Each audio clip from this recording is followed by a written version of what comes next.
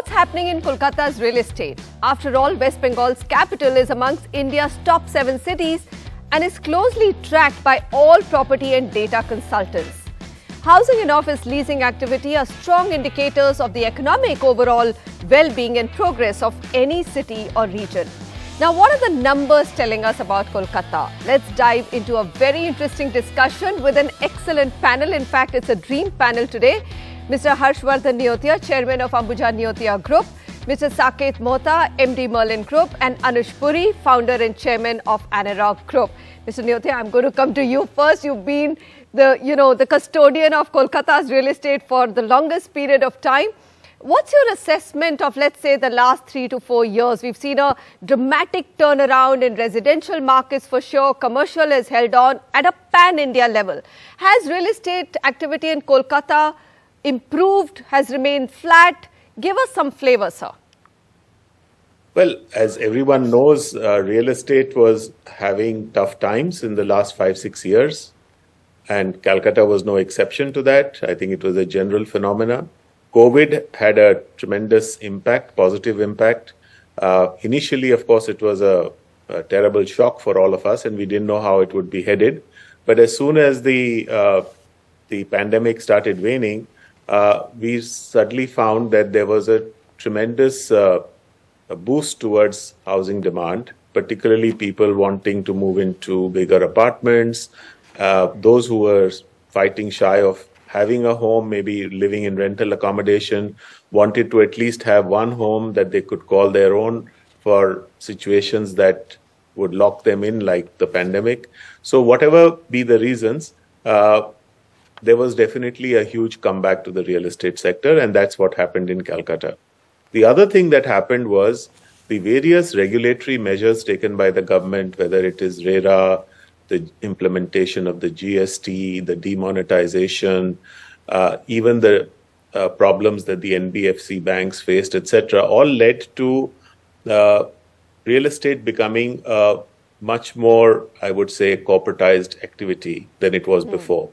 Okay. And therefore, there was a kind of consolidation, not exactly a consolidation, but I would say a kind of clearing out of a lot of smaller players who found it difficult to manage the onerous expectations of customers and the various regulatory requirements. So I think the second thing that happened probably across India is that we were fewer players now having a larger share of the market. So this phenomena has been there, I think, across India and so in Calcutta. Okay. Saket, what's your view? Has it been an exciting city to do real estate business in, especially in the last 3 years? I would tend to very much agree with Mr. Neotia when he says that there have been a lot of disruptions since 2016, right from demonetization to a GST implementation to a RERA implementation. We have gone through a lot of ups and downs in this sector, I would say, as a developer community, and we have come out of it really strong and very consolidated. So would love to appreciate Mr. Neotia's points over there. Now going forward from 2019 to 2023 onwards, I would like to map the journey in a very short manner. In 2019, the market was really in doldrums and it was really down when it comes to real estate, is residential sector is concerned. And then the lockdowns in 2020 COVID pandemic hit. And as Sir pointed out that, people realized the value of a house, living in smaller spaces, cramped up spaces, people living in rental accommodations, they were facing problems from their landlords. They were craving for their home of their own. So Saket, are you saying that vis-a-vis 2019, because, we did actually go into a trough in the real estate cycle even in 2019, are things much better today? And how much better? Give me a sense. I would say post-lockdown in 2021, the market really took off because interest rates, which are a big factor, they were at an all-time low, say around 7%. The home loan rates were at 7%. But as we saw in 2022, when there were multiple Fed hikes because of inflation in the US and the Europe and the Western countries, that inflation kind of spiraled down to India as well.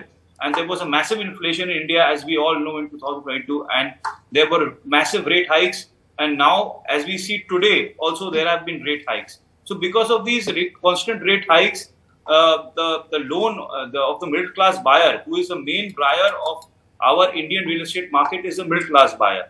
Now he is being suffering because of these home loan rate increases. So demand has taken a setback because of these home loan rate hikes. Moreover, the construction cost in our sector has really gone out of control in the recent years because of inflation, and secondly because of the supply chain crisis which was caused by COVID and the war. Secondly, Ukraine-Russian war has also Saket, caused what I'm supply chain hearing crisis. from you is that just when things had started looking a little bit up and stronger, Correct. you've got hit by higher interest rates, supply chain issues, and therefore rising commodity prices. Okay, let me move on to our guest, Anuj, whose team has given us very, very interesting data. Now, Anuj, whichever way I'm looking at the residential data, somehow I was hoping that, in the last 8-10 years that I've been doing real estate, that Kolkata's share of the residential market, we'll come to commercial later, residential market will go up. But unfortunately, it still languishes at the bottom of 7 cities. I mean, why are the numbers of both supply and demand not going up as dramatically as they have in, let's say, a market like MMR or NCR or Bengaluru? So first of all, Manisha, Calcutta is one of my favorite cities. I have a lot of friends in there. I love that city. Whenever I land there, I find it very relaxed. It also has developers which are a lot more well-governed, financially disciplined. They take care of their customers. In the last 25 years that I've been visiting that city, I can tell you is that the default on delivery to the home buyers is perhaps the least when you compare it with the other cities. So I love it, given the maturity of the developers and given that they are very, very client-focused, customer-centric. As far as the real estate share is concerned, it is true is that 10 years ago as well, Manisha, they were much more smaller than some of the largest cities. And today it continues to remain the same. I do feel is a lot of it is, Manisha, where cities like Hyderabad or Bangalore or Pune have benefited is through the IT workforce which has come into that city. And, this is a change in the demographic that gets made with the IT occupiers, IT large companies coming in and employing people which are younger and hence wanting to either rent it out or buy residential.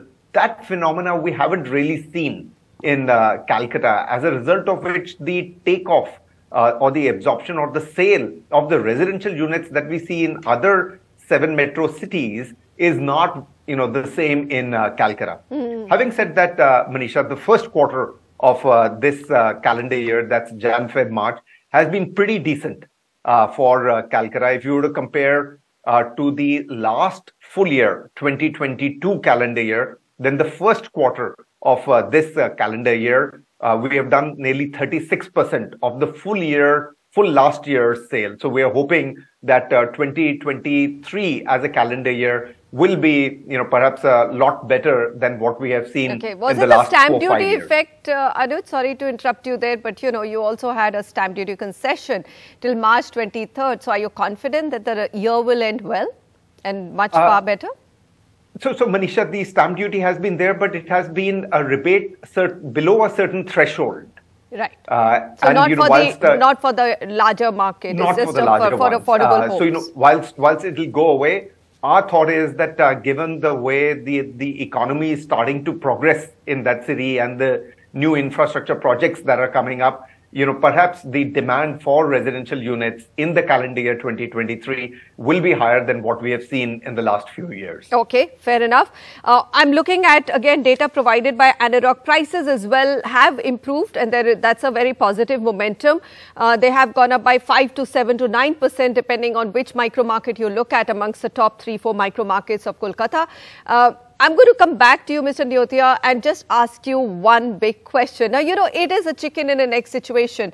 You have IT leasing only when you can attract young talent, and that young talent then needs housing. And then there are developers like you who will basically launch great projects if there is demand. What has been the biggest gap? Why has Kolkata not been able to bring in that big number on office leasing and attract some really big, global clients? Because I'm looking at the deals as well. The deal sizes are also, whatever has happened, whichever IT company is coming, is taking 9 out of 10 deals are less than 50,000 square feet office leasing. Is there a sense in terms of policy, what is Kolkata missing out? Why can't it be another Pune or let's say a Hyderabad? So that's a good question, but I don't have an adequately good answer for the simple reason that logic defies this. 20% of the workforce in the IT sector happen to be people domiciled from Bengal. So obviously we are providing a lot of manpower from Kolkata and Bengal, and they are going to other cities and working there. Probably it is the ecosystem that got developed in Bangalore and Hyderabad and Pune that has created this initial advantage, and maybe also the perception that Calcutta is not exactly that friendly, which is not the truth at all, but it's somehow the perception. And so there could be a combination of factors, but I see a silver lining of late. I was talking to somebody in the IT world, and they were looking for 1 lakh square feet of A-grade office in Calcutta in one building. And they said, we couldn't find. And we checked around and we found that the occupancies have really shot up and there's hardly any vacancy. You'll find pockets of small offices, but A-grade 1 lakh square feet in one building is not easy to get today. Now, this has been something that has happened in the last 1.5 years. And I was just trying to figure out what happened in 1.5 years. So this suddenly this thing that happened about work from home, a lot of companies who had people or young kids from Kolkata who came back during the lockdown period to stay in their homes, they opted now to work from here. And since this is all technology driven, companies have started opening their offices in Calcutta. Companies that were hitherto not here have now started opening because it gives them the flexibility of retaining talent closer to their home and perhaps at a lower cost. Now, Calcutta has been known for providing the lowest cost manpower in the IT space. Agreed. With the lowest level of attrition, which is a very good thing for these companies. So I definitely see going forward a very positive possibility that we will have this IT sort of growth, which somehow we missed in the initial years, come back to us strongly. Okay. Saket, are you that confident? I mean, I do see a lot of names like Mindtree, etc., who are taking spaces.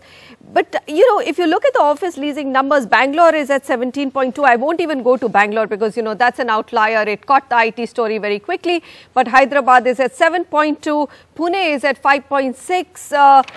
Million square feet absorption, and there when you come down to Kolkata is 1.2 million square feet of absorption in 2022. There has to be something's got to give to change that, isn't it?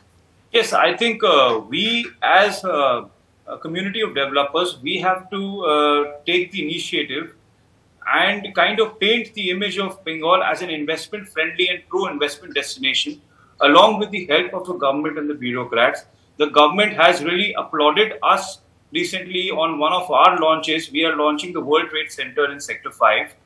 And we have received a lot of appreciation from the government and the bureaucrats and a lot of interests of IT companies and corporate companies looking in to rent space in our project. So we see a silver lining. And also, I would like to add a few more numbers to what you just said. Deloitte has recently picked up 2.5 lakh square foot of space in Calcutta. E&Y has picked up 1.5 lakh square foot of space in Calcutta. Mindtree, as you said, has picked up 1 lakh square foot. So there is activity and there is a silver lining, and we just need to take this momentum forward, and we don't need to compare ourselves to other cities, but we should run our own race and see how we can achieve that year-on-year growth as a city when it comes to commercial market. Anuj, would you agree that there are so many people who say they love Kolkata, including me, because I've studied there, done my schooling there, but it's a perception which is probably not changing fast enough. I mean, recent headlines have all been around the violence around Ram Navami, but the bigger things are getting missed out in terms of the infrastructure growth and other developments. So Manisha, definitely it was the perception. And I do see is that in the last, I would say 3-4 years, the perception has started to change. And I endorse what Harsh said, when he was talking about the office leasing market. There are two trends that we are starting to see in Calcutta. One, first time, small occupiers who are very large in other cities entering Calcutta. So, they're starting with 50,000 square feet, and that's how they started in Bangalore or Hyderabad as well. So, which is great news that these are very large corporations on the services side entering Calcutta, and they're dipping their toe in water and trying to see is how this is. If they have a great experience over the next 12, 18 months, they will start to expand. The second is, Manisha, we're starting to see a lot of the flexible office guys. And, usually they are the ones who go first. So, these are all the co-working guys who are going in and taking up spaces because their clients are pushing them to say is, why don't you take up a space in Calcutta and we will come on the back of your space and just understand that market and experience that market. Again, we've seen in the past that the flex office guys go first. And if the occupier who's occupied that flex office or the co-working has a great experience, they take up large office spaces. And the third is, after a long time, Manisha, we've seen the 1 million square feet benchmark of absorption being broken in 2022. As you rightly said, is 1.2 million. In the last few years, we've seen that at 600, 700,000 square feet of absorption. So the first time we've seen is that 1 million square feet has been broken. And I do feel is that as we progress and as the infrastructure comes in, and, Manisha, you're so right, as you go in the evening in Calcutta from the airport to downtown, it's so beautiful. The lights, the new flyovers that have got constructed and the new IT parks that are emerging. So I do feel is that this is now going to be the decade Tipping where point. we will see more office absorption in Calcutta. All right, we'll take a quick break. On that positive note, I also want to understand what are some of the new infrastructure initiatives which the government is taking, which could also help in this city accelerating its big leasing activity and then, of course, following it with the right kind of housing. Stay with us.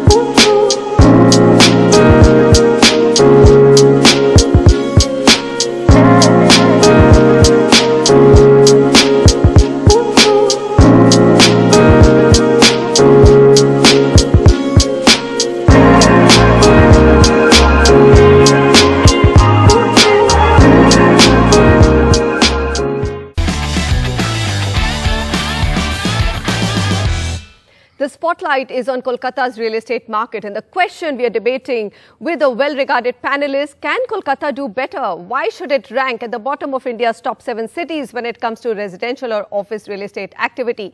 What policies and infrastructure can potentially change the fortunes of Kolkata? After all, it's a city much loved and deserves to grow and flourish as India leaps forward to the goalpost of becoming the world's 3rd largest economy by 2030. Mr. Neotia, I'm coming to you straight away with much hope. What's going on in terms of infrastructure which gives you hope that, this activity will accelerate? And, if you look at New Town, I was part of a smart city jury and I found that New Town, Kolkata is doing a lot of work. So give me some flavor in terms of policies and infrastructure which will support this optimism. So New Town is something very visible and living. So anyone who comes here can see that this has been a beautifully developed infrastructure and therefore definitely a showcase of what Bengal can achieve. But I think the big change that is going to happen is the metro. We have 180 kilometers of metro under construction, of which I think about 40 odd kilometers is presently operational. So 140 kilometers of metro will be operational mostly within the next 2 to 2.5 years. Now, this is going to be a complete game changer for the city. It will open up many of the far-flung areas. It will bring almost 25% of the traffic off the road up onto the more eco-friendly metro. It's going to transform the way the city looks and feels. And not only that, it's going to be very, very convenient for people to come to, for instance, New Town or Salt Lake, where bulk of the offices are, from wherever they live. You know, they will be able to, what is a typical commute now of, say, 1 hour and 30 minutes would be down to 35 minutes. And that is going to really make their lives so much better. And also the traffic so much easier. So I think that's one very big important change. Since you have paucity of time, I'm limiting it to that one major. All right. So you're saying that the metro will probably add to this accelerated growth that everyone's hoping for. Saket, quick point, any other infrastructure that you think is worth talking about that you're betting on? I would like to mention the road infrastructure also is really picking up in Calcutta. There are flyovers being constructed in every corner of the city and Greater Kolkata. By Greater Kolkata, I mean Salt Lake, New Town, Sector 5 area as well. A lot of drainage work is happening in full speed. So yeah, the basic infrastructure is getting even better in Calcutta. And moreover, when you draw a parallel from the other cities, which you just mentioned, like Pune, Chennai, Bangalore, etc., there is a scarcity of water over there. There is no water crisis in Calcutta, thankfully, and Calcutta is a water surplus state. Moreover, power surplus state. So these basic things which a human requires to function, these are very much there in Calcutta. And yeah, so I would like to kind of end my 2 cents saying this. Thank you. Okay. Anuj, I mean, the sense that one gets when you land in Kolkata now is that, I don't know, post-COVID, I have not been there, that the youngsters, very talented, all love to get back to their city, but a lot of them do migrate out. Do you think that this, the time has come that, you know, now they could look at Kolkata as their base? What would it be first? It's a chicken and an egg situation. Do good companies come first or the talent returns back? So, Manisha, you're absolutely right. Is a lot of the Calcuttans, moved out of the city. And during this COVID period, they came back. And once they have come back, we're finding is that they are loving the city. They're enjoying it. Their families are enjoying it. The quality of life is far superior when you compare it with some of the other cities. Now, this talent is going back to the company and saying is, guys, I'm not going to be able to come back to the city where you're operating. Can you actually open the office in Calcutta? And that's where we are seeing is, these 40, 50,000 square feet, first time companies coming in and opening the office in Calcutta, because the talent who experienced coming back home during the COVID has really enjoyed this and saying is that I do want to stay here. I do want to work here. Give me a space in a flexible office, co-working, or set up your own office and we will grow from here. Okay. All right. On that note, I'm going to conclude Mr. Neotia, Saket and Anuj, thank you, gentlemen. We've done a discussion at an easy pace to match Kolkata's pace, nothing hurried. And let's be all very, very cultured through the discussion. Thanks to everyone for watching this show and joining us. It will be actually a pity for Kolkata to not seize the growth opportunity of the country and grow as fast, if not faster. And we hope that all stakeholders, including the government, does put their head together to bring back the mojo to the city of joy.